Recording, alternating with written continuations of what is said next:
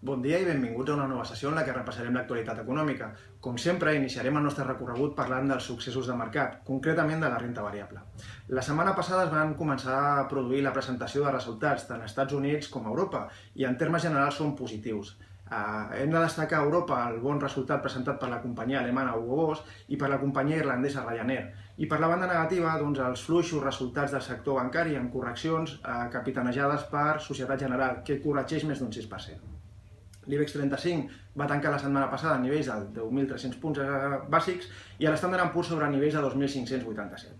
Pel que fa a la renta fixa, hem de parlar de la prima de risc.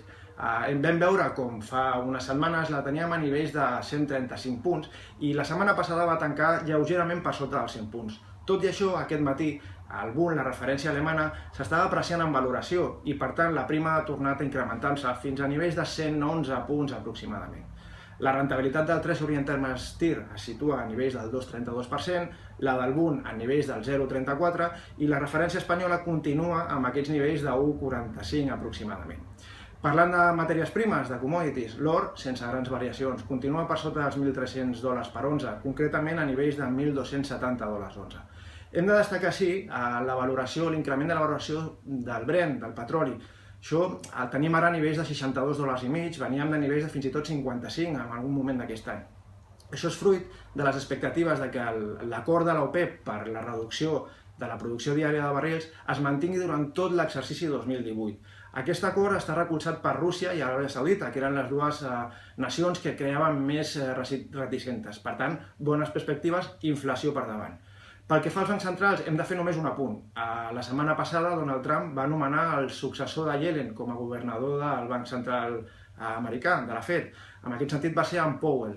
Powell esperem que tingui una continuïtat dintre del que serien les polítiques emeses per Yellen. Per tant, no descartem que hi hagi una pujada de tipus d'aquí a final d'any i entre 3 i 4 pujades de tipus al proper exercici.